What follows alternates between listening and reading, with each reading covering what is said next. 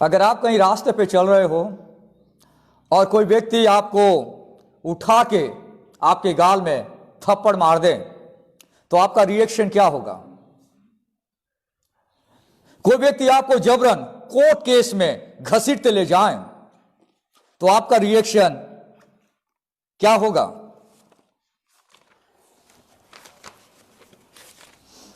और अगर कोई व्यक्ति आपको जबरदस्ती, आप नहीं जाना चाहते हैं, खींच कर ले जाएं तो आपका रिएक्शन क्या होगा? अगर कोई व्यक्ति जो आपका दुश्मन है आपसे पैसा का मदद मांगे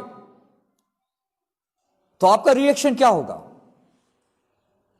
इस मैटर को लेके फर्स्ट सेंचुरी के लोग स्ट्रगल कर रहे थे, आज भी लोग स्ट्रगल कर रहे हैं। पर आज मैं परमेश्वर के वचन से आपको इस पाठ को समझाने का प्रयास करूंगा जो मत्ती रचित सुसमाचार उसका 5वां अध्याय 38 पद से लेकर 42 पद पर आधारित है। मत्ती रचित सुसमाचार, the gospel according to Matthew chapter 5 verse 38 to 42। और इसे इंग्लिश में या कानून की भाषा में द लॉ ऑफ रिटेलिएशन कहा जाता है। अगर हिंदी में कहें तो इसे प्रतिशोध का कानून कहा जाता है। अगर आपके पास मोबाइल है और अगर आप मोबाइल में अगर आप एक शब्द को सर्च करें लेक्स टेलियोनिस, LEXTALIONIS, लेक्स टेलियोनिस, तो अगर आप सर्च करेंगे तो कानून की भाषा में इसे लॉ ऑफ रिटेलिएशन कहा गया है, यानी प्रतिशोध का नियम। बाइबल में ये जो पाठ है, जब कोई व्यक्ति हमारे साथ बुरा करता है, जब कोई व्यक्ति हमें हर्ट करता है, जब कोई व्यक्ति हमें इंसल्ट करता है, तो एक मसीह होने के नाते उस बुरे व्यक्ति के सामने हम अपने आप को कैसे पेश करें, इस बड़े प्रश्न का उत्तर यहां पे यीशु मसीह ने दिया है। हम उस बुरे व्यक्ति से कैसे पेश आए जिसने हमें हर्ट किया है, जिसने हमारा इंसल्ट किया है, जिसने हमारा अपमान किया है, जिसने हमारे साथ मारपीट की है। How we should react an evil person who has hurt us, who has insulted us. ये बड़े प्रश्न का उत्तर यहां पे यीशु मसीह दे रहे हैं। देखिए, अगर आप इस पाठ को पढ़ते हैं मत्ती रचित सुसमाचार उसका 5वां अध्याय 38 पद से लेकर 42 पद तक इस लॉ को, इस कानून को, इस नियम को यहां समझाया गया है। अगर आप ऐसे ही इसे पढ़ेंगे तो आपको समझ में नहीं आएगा, पर मैं इसे समझाने का प्रयास करूंगा। तुम सुन चुके हो कि कहा गया था कि आंख के बदले आंख और दांत के बदले दांत। पुराने नियम में जब परमेश्वर ने मूसा के द्वारा इस्राएली प्रजा को नियम दिया था, वहां उस नियम कैसे ऑल्टर हो गया, कैसे चेंज हो गया, इन दिनों हम उन अध्यायों को और उन आज्ञाओं को समझ रहे हैं। आज हमारा ये पांचवा कमांडमेंट है जिसे आज हम लोग समझ रहे हैं। अभी तक मैंने आपको 4 कमांडमेंट समझाए कि परमेश्वर ने जब ओल्ड टेस्टामेंट में उस नियम को दिया था और फर्स्ट सेंचुरी आते आते 1400 साल के दौरान उसमें कई सारे बदलाव आए, कई सारे चेंज आए, और जिसका गलत इस्तेमाल यीशु मसीह के समय में जो यहूदी धर्मगुरु थे और जो यहूदी लोग थे उसका गलत इस्तेमाल कर रहे थे। जब आप पुराने नियम में इस पाठ को पढ़ते हैं, मेनली 3 जगह पे इसका जिक्र आया है। एक आता निर्गमन की पुस्तक उसका 21वां अध्याय 22 से लेकर उसके 25 पद तक। और आप ध्यान से सुनेंगे, यदि मनुष्य आपस में मारपीट करके किसी गर्भवती स्त्री को ऐसी चोट पहुंचाए कि उसका गर्भ गिर जाए। देखिए कितना जबरदस्त कानून है। कोई 2 लोग आपस में मारपीट कर रहे हैं और एक महिला जो गर्भवती है उसको चोट लग जाए और उसका गर्भ गिर जाए। 2 लोग लड़ रहे हैं, गर्भवती महिला बीच में आ गई और उसके साथ हाथापाई हो गई, और जो बच्चा उसने अपने पेट में रखा है वो गर्भ गिर जाए। परंतु अगर कुछ हानि ना हो तो मारने वाले से उसका उतना दंड लिया जाए, और जितना उस स्त्री का पति पंच की सहमति से ठहराए, जो कोर्ट है, जो कोर्ट डिसाइड करेगा कि जब कुछ होता है तो कैसे उसका दंड लिया जाए।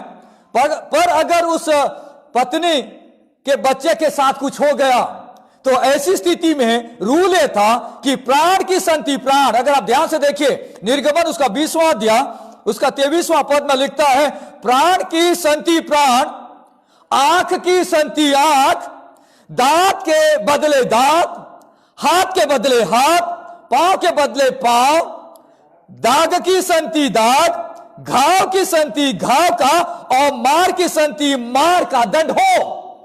यह रूल दिया गया था इस्राएली प्रजा को। इसको पढ़ के आपको लग रहा होगा, या जितने भी लोग इस पाठ को पढ़ते हैं उनको लगता है यह कैसा नियम परमेश्वर ने दिया था।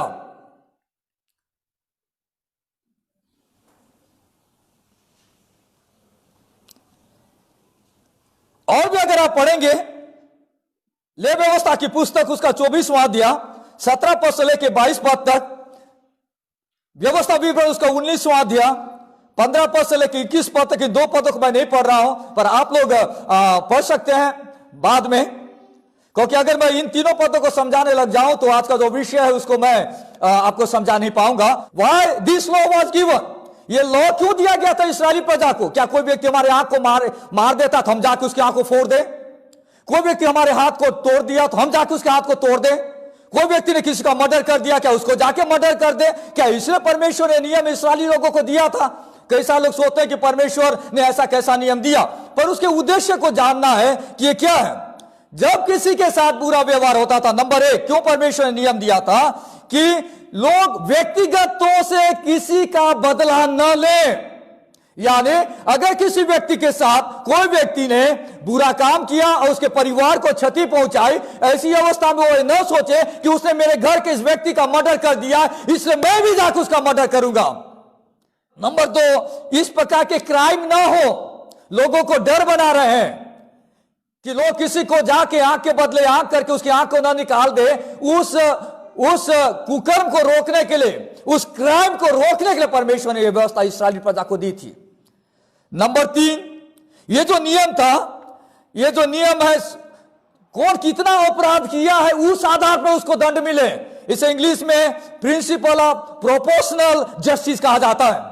यानी इसका मतलब यह है, हिंदी में बोले तो बहुत ही कठिन शब्द है, इसको अनुपातिक न्याय कहा जाता है। यानी अगर कोई व्यक्ति जिस डिग्री का क्राइम किया है उसी डिग्री का पनिशमेंट उसको मिला जाए और उससे ज्यादा उसे ना मिले, और जो रियल जो कुकर्मी है, जो क्राइम करने वाला है, उसे सही तरीके से दंड मिल सके। इसलिए परमेश्वर ने चीज उन्हें दिया था।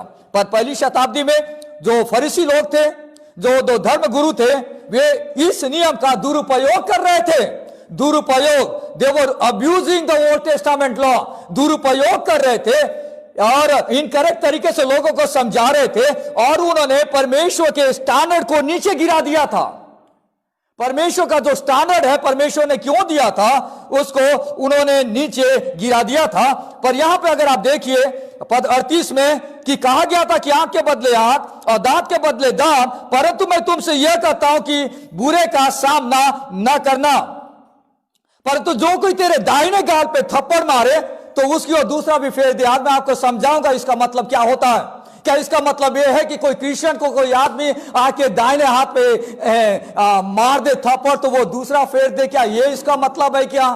तो इसलिए हमें थोड़ा सा कल्चर समझना पड़ेगा। जिस कल्चर में, पहली शताब्दी के कल्चर में किस टाइप के नियम कानून कायदे चलते थे, वो हमारी मदद करेगा और हम कैसे पर्सनली आज इन वचनों को समझ सकेंगे। देखिए, मैं सबसे पहले एक चीज क्लियर कर देना चाहता हूं। अगर आपने उस लाइन को समझ लिया तो आप बच्चे मेरे पूरे मैसेज को समझ पाएंगे। अगर आपने उस लाइन को समझ लिया तो जो आज मैं आपको शेयर कर रहा हूं, दोनों में खास फर्क क्या है उसको आप समझ पाएंगे। मत्ती रचित सुसमाचार 5वां अध्याय 38वां पद में जब कोई क्रिमिनल सामने खड़ा होता है तो कोर्ट को क्या करना है वो बताया गया है। फिर से ध्यान से देखिए, मत्ती रचित सुसमाचार 5वां अध्याय 38वां पद में कोई क्रिमिनल, कोई ऑफेंडर, कोई दुष्ट, कोई कुकर्मी जब कोर्ट के सामने खड़ा है, न्याय वहां खड़ा है, सरकारी अधिकारी वहां खड़ा है, तब उस व्यक्ति को कौन सी सजा देनी चाहिए, कोर्ट को क्या करना है, वो चीज पुराने नियम में समझाया गया था। पद 39 पद से आगे में कोई व्यक्ति अगर हमारा इंसल्ट करता है तो एक यीशु के चेलों को क्या करना है, वो चीज 39 से 42 पद में समझाया गया है। इसे आप ध्यान से समझिए, दोनों में कोई विरोधाभास नहीं है। यीशु मसीह समझा रहे कि पुराने नियम में कोर्ट को क्या करना है अधिकारियों को क्या करना है, सरकार को क्या करना है। जब कोई क्रिमिनल सामने खड़ा हो, वो लोग डिसाइड करेंगे उसको कौन सी सजा मिलनी चाहिए। पर नए नियम में यीशु मसीह एक कदम आगे बढ़ रहे हैं और कह रहे हैं कोई मेरा चेला है, कोई मुझ पर विश्वास करता है, कोई मुझे ग्रहण किया है, अगर उस व्यक्ति के साथ बुरा होता है तो उसे क्या करना चाहिए। Jesus is addressing issue here, what a believer should do when somebody insults him.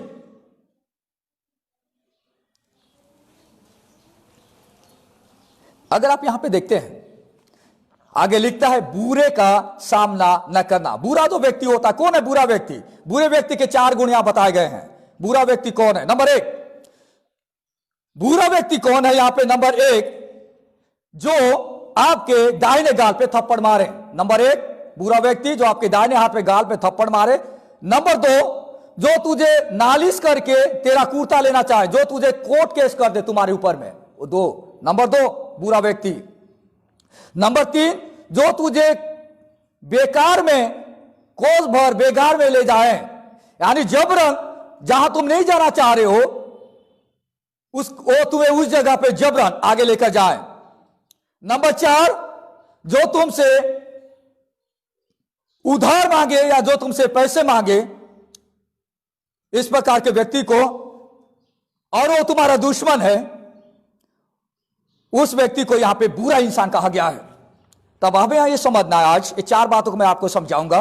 Number 1, जब कोई तेरे दाहिने गाल पे थप्पड़ मारे तो उसकी ओर दूसरा भी फेर दे।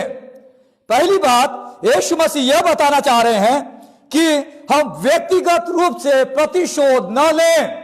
इसलिए मैंने शुरू में ही कहा कि ये जो लॉ है, इसे लॉ ऑफ रिटेलिएशन कहा जाता है, प्रतिशोध का नियम। हम व्यक्तिगत रूप से प्रतिशोध न लें। कोई व्यक्ति किसी पे आके जबरन हमला करता है तो आप उस पर भी जबरन हमला मत करें। व्यक्तिगत प्रतिशोध न लें।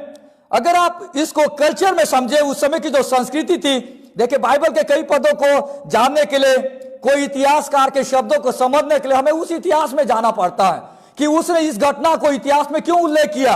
आज मैं यहां बैठकर 2000 साल पहले जो इतिहास घटी है, आज के वातावरण में उसको मैं समझने का प्रयास करूं तो मैं गलत कंक्लूजन पे आऊंगा।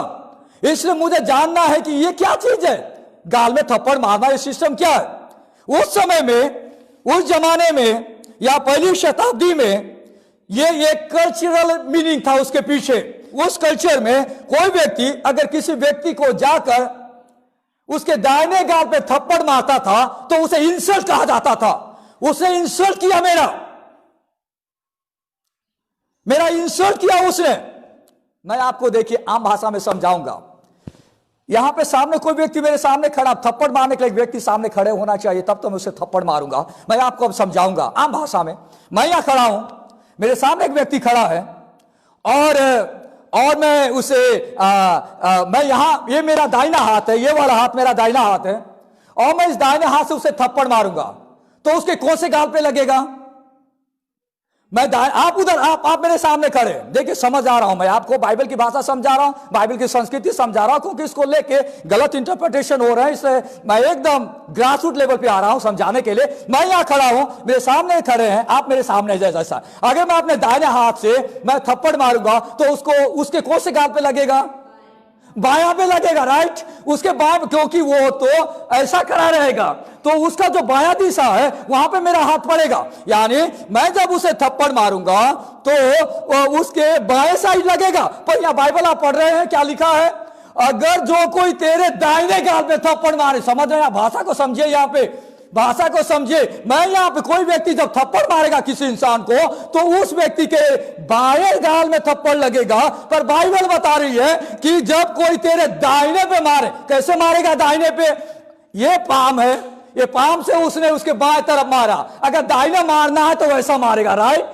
मैं यहां खड़ा हूं और अगर उसको, मेरे को दाहिने गाल पे मारना तो मैं ऐसा होकर नहीं मारूंगा, ऐसा मारूंगा और ऐसा मारूंगा, ऐसा, मतलब बैक हैंडेड स्लैप कहा जाता है। और पहली शताब्दी में जो कल्चर था, जो संस्कृति थी, उसके आधार पे अगर कोई व्यक्ति किसी के दाहिने गाल पे थप्पड़ मारता था तो उसे इंसल्ट कहा जाता था।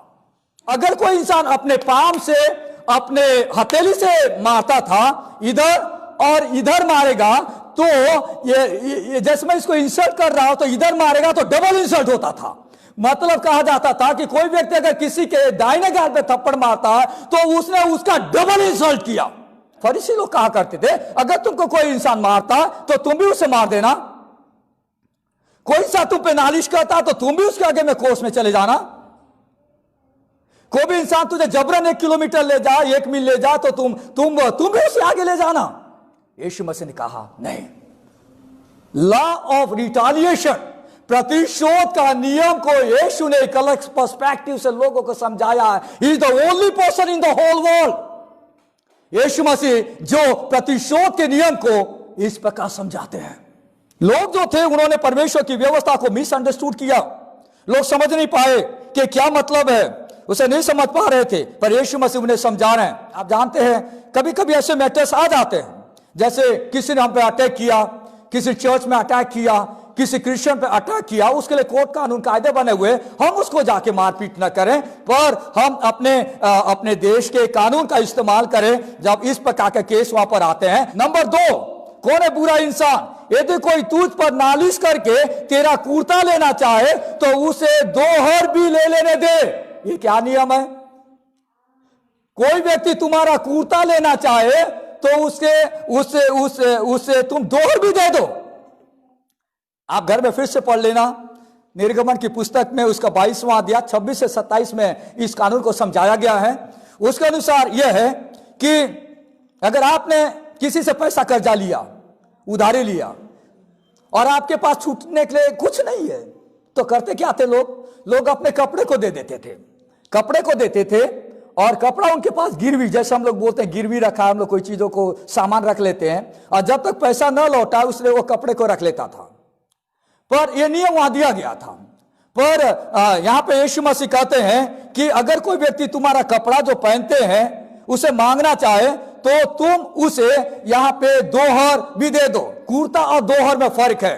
आपके पास कई सारे शर्ट हो सकते हैं, पर 2 हर का मतलब होता है एक प्रकार का कोट जो आपको गर्मी देता है। यानी कई बार लोग इस प्रकार का कोट पहनते हैं। हर इंसान के पास बहुत सारे कोट नहीं होते, जैसे ठंड के समय में लोग कोट पहनते हैं। कोई इंसान के पास सिर्फ एक ही कोट होगा, कोई और पैसे वाला तो 2-3 कोट खरीद के रखा होगा, पर उसके पास कई सारी शर्ट हो गए। अगर कोई व्यक्ति तुम्हारा कपड़ा लेना चाहे तो तुम उसे अपना 2 हर भी दे दो।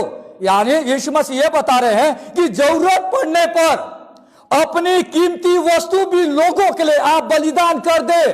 ये बड़ा प्रिंसिपल है। एक विश्वासी को क्या करना चाहिए? जरूरत पड़ने पर, अगर जरूरत पड़ती है तो उसका जो प्रेशियस चीज है, बहुत कीमती वस्तु, उसका क्या है? उसके लिए, उस समय के लिए, उस व्यक्ति के लिए उसका कोट है। क्योंकि रात को अगर वो कोट नहीं पहनेगा और इतना डिग्री सेल्सियस डाउन चल रहा है, ठंड का समय है, तो ठिठुर के मर जाएगा।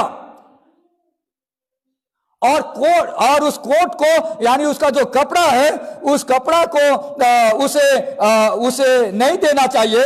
पर यीशु मसीह बोलते कि दे दो, अगर इस देने से इसका भला हो सकता है तो।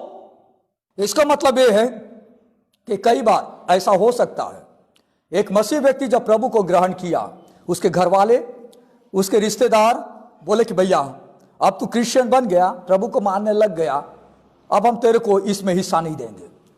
Try to understand my point here. Yeshu Masih कैसे समझा रहे हैं यहाँ पे? मतलब यीशु मसीह जो एप्लीकेशन यहाँ ला रहे हैं, मैं शुरू से मैं आपसे कहा कि ये जो पद है, ये पद एक विश्वासी को क्या करना चाहिए जब उसके साथ इंसल्ट हो रहा है, उसको हम लोग समझ रहे हैं। अगर कोई व्यक्ति प्रभु के नाम से उसके लाइफ में सताव हो रहा है और वो व्यक्ति को बोल दे उनके घर वालों ने अब तुमको ये नहीं मिलेगा, ये नहीं मिलेगा, ये नहीं मिलेगा, ये सारे अधिकार तुम्हारे खत्म हो जाए, तो ऐसी अवस्था में जरूरत पड़ने पर एक व्यक्ति को, एक विश्वासी को अपने कीमती वस्तु को भी छोड़ देने के लिए उसे तैयार रहना चाहिए, for the sake of God. आजकल देखिए क्रिश्चियनिटी के अंदर भी मैं आपको बताना चाह रहा हूं, जमीन को लेके, कीमती वस्तु को लेके, प्रॉपर्टी के लेके बहुत लड़ाई झगड़ा है कई जगहों में, क्योंकि बिब्लिकल प्रिंसिपल्स लागू नहीं हो रहे हैं। उस समस्या के कारण में कई सारे गुट हो जा रहे हैं, कई सारे ग्रुप बनते जा रहे हैं, टुकड़े टुकड़ों में कलीसियाएं बढ़ती जा रही है।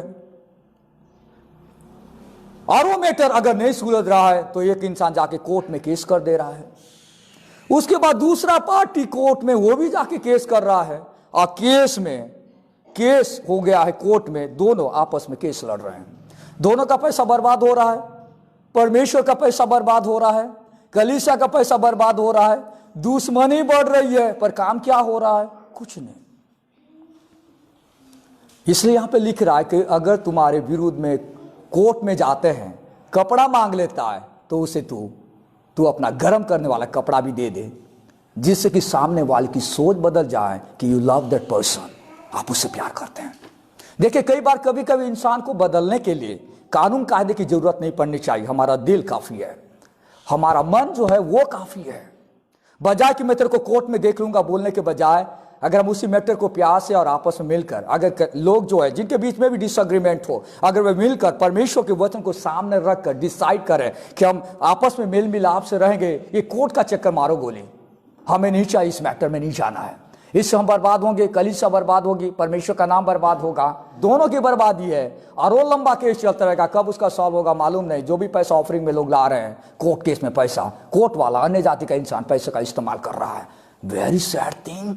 यीशु मसीह चीज को यहां समझा रहे हैं कि अगर हो भी जाता है दोनों के बीच में इस टाइप का प्रॉब्लम, कि ये बताने का प्रयास करें कि दोनों यीशु से प्यार करते हैं और दोनों चाहते हैं कि परमेश्वर का काम हो, ऐसी अवस्था में मिलकर परमेश्वर के वचन को आधार मानकर, मेरा नहीं तेरा नहीं, परमेश्वर के वचन को आधार मानकर उस मैटर को निपटा दे, और जिससे कि परमेश्वर का नाम ऊंचा हो सके। दोनों आपस में अगर मिल सके परमेश्वर के वचन से तो अच्छी बात है, पर जो उन दोनों में ज्यादा मैच्योर जो व्यक्ति है, वो लड़ाई झगड़ा न करके बड़े प्यार से सामने वाले को समझा दे, देख भैया हम तो लड़ाई झगड़ा नहीं करना चाहते, पर अगर तुम इसी में खुश हो कि तुम इस जमीन में मरोगे, जियोगे, खाओगे, पियोगे, मरोगे, तुम इस जमीन को ले लेना। सामने वाला व्यक्ति 1 साल 2 साल के बाद सोचेगा, यार इस व्यक्ति ने इतना बड़ा कुर्बान कर दिया, नहीं तो दोनों केस में मर रहे थे, मेरा भी पैसा बचा लिया।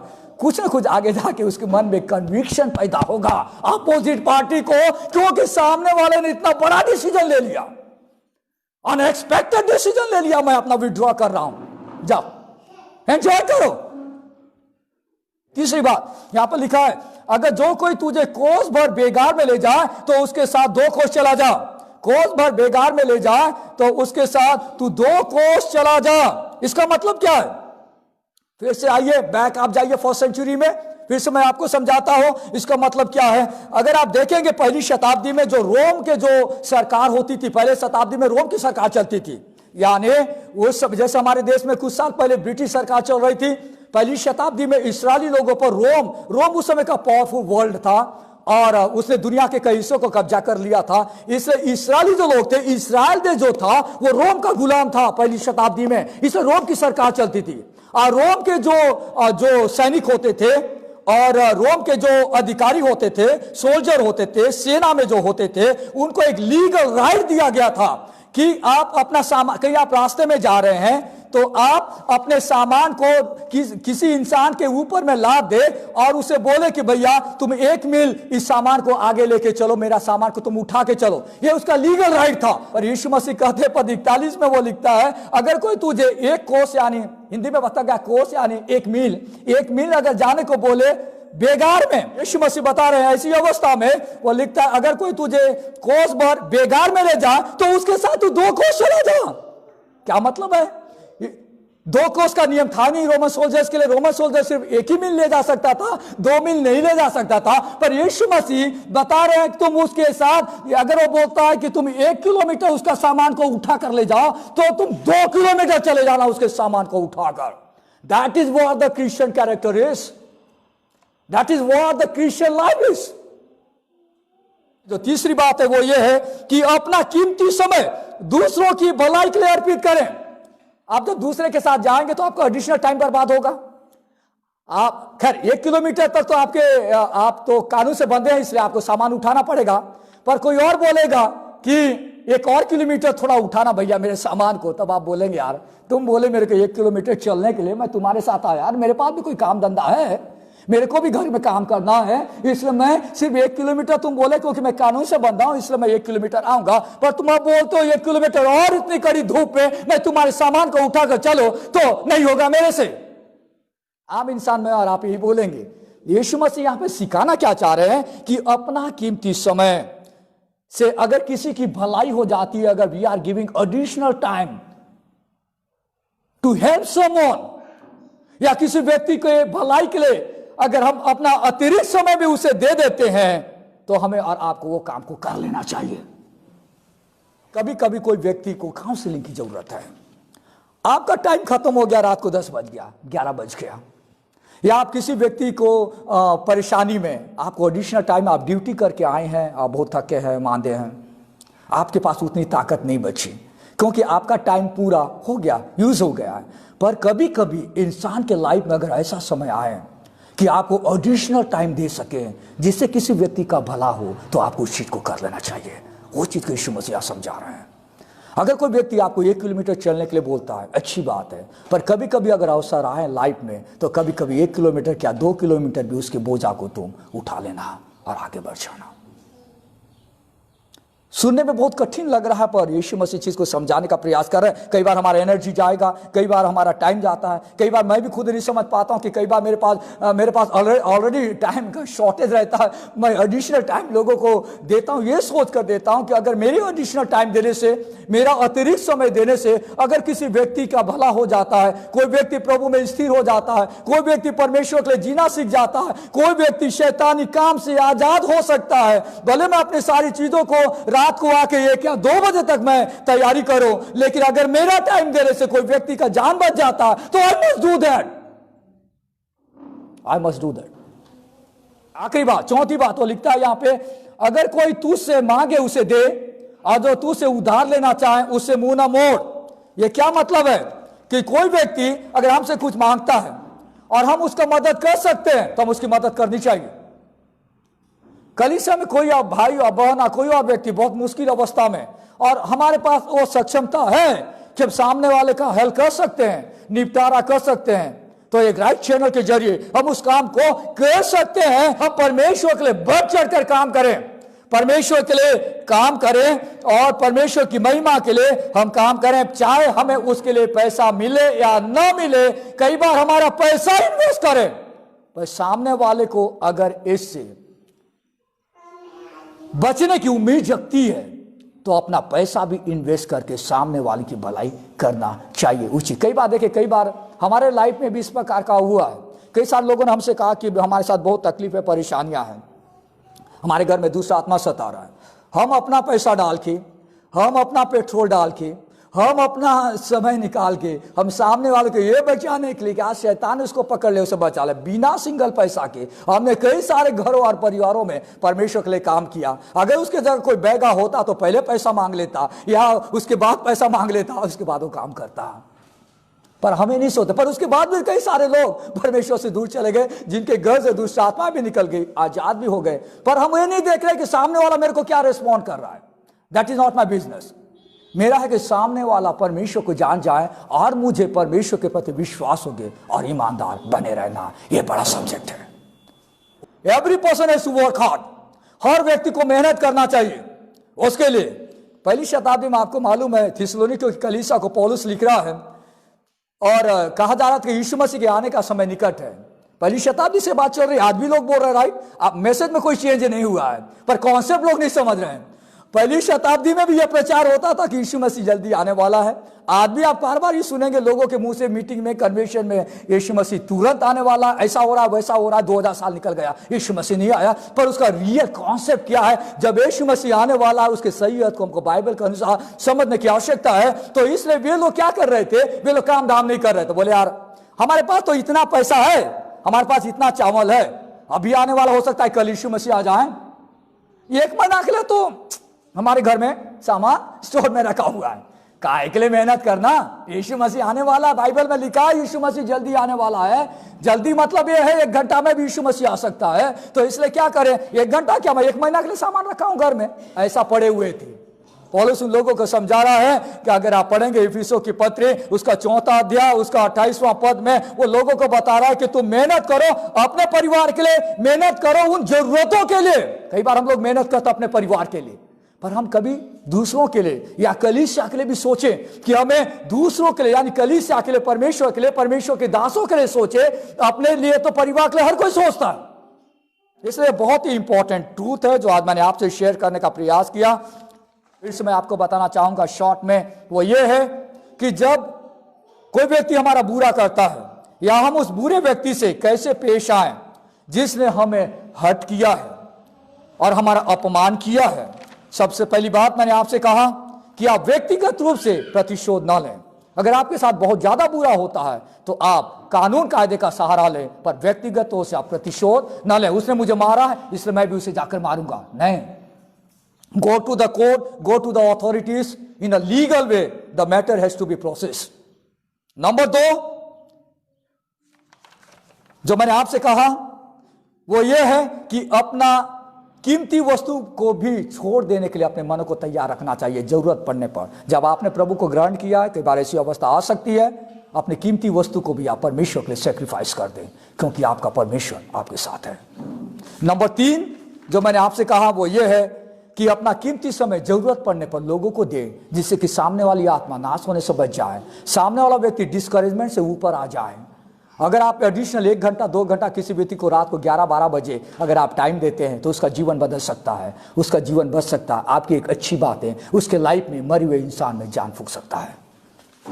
नंबर 4 अपना धन, अगर आपको प्रभु ने आशीष दिया है तो अपने धन का सही इस्तेमाल करें, सही व्यक्ति को दो, सही सेवकाई के लिए उसका इस्तेमाल करें, जिससे कि परमेश्वर के काम में किसी चीजों की कमी घटी ना हो। पर उस व्यक्ति को एंटरटेन न करें जो बहुत आलसी है, कोई काम का नहीं, या सिर्फ धन बटोरने में जुड़ा हुआ है। आज कई सारे लोग, आपको मालूम है, कई सारे मीटिंग्स कन्वेंशन में लोग सिर्फ धन बटोरने का काम कर रहे हैं। किसी तरह उनको पैसा ज्यादा हो जाए और लखपति से करोड़पति बन जाए, कैसे लोगों से पैसा उगाया जाए, इसका बिजनेस बहुत चल रहा है मिनिस्ट्री में। इसलिए हमको इस बात को ध्यान रखना, हमें उस व्यक्ति को देना है जो व्यक्ति इज इन रियल नीड, या जिस व्यक्ति को जिस जगह में उसकी विशेष जरूरत है, वहां पे मुझे और आपको परमेश्वर के लिए काम करना चाहिए, बिना स्वार्थ का, जिससे कि मेरा और आपका इंडिकेटर जलता रहे। आप बाइक चलाते हैं और आप जानते हैं कि आपको लेफ्ट साइड जाना है, तो आप इंडिकेटर ऐसा दबाएंगे तो पीछे से आने वालों को लगता है कि लेफ्ट टर्न लेने वाला है। पर अगर आपका इंडिकेटर खराब है आप अचानक टर्न ले लेते हैं तो पीछे वाला आके आपको ठोक देगा, आपको चोट लगेगी, पीछे वाले को भी चोट लगेगी। इसलिए इंडिकेटर को हमेशा ऑन रखना है। इंडिकेटर एक जो आत्मिक व्यक्ति का इंडिकेटर होता है, ही ऑलवेज वो परमेश्वर के लिए, परमेश्वर के कामों के लिए अपने हाथों को बढ़ाता है। ये उसका आत्मिक इंडिकेटर है। ये साबित करता है कि ये व्यक्ति वाकई में जिंदा है और वाकई में ये व्यक्ति परमेश्वर के लिए काम कर रहा है। सुंदर वचन के लिए आइए, परमेश्वर का धन्यवाद हो, परमेश्वर की महिमा हो। वचन में यहां तक लिखा है कि अगर तुम्हारा दुश्मन भूखा हो तो उसे तुम खाना खिलाना, अगर उसके पास पानी नहीं है तो उसे तुम पानी भी पिला लेना। बुराई को बुराई से नहीं, पर बुराई को भलाई से जीत लो। प्यारे परमेश्वर, धन्यवाद देते सुंदर वचन के लिए जो आपने दिया। कई बार हम इस संसार में रहते हैं, हमें लगता है कई लोग हमारा इंसल्ट करते हैं, पर आपने बहुत बड़ा ट्रूथ वचन में प्रकट किया है। आप हमारी सहायता करें परमेश्वर कि हम उसी प्रकार के इंसान बने, आपके नाम को ऊंचा उठा सकें और एक किंगडम कोड जो आपने इस वचन में पहाड़ी उपदेश में दिया है उसको हर विश्वासी, हर चेला, हर डिसाइपल फॉलो कर सके। यीशु के नाम से प्रार्थना मांगते हैं, आमीन।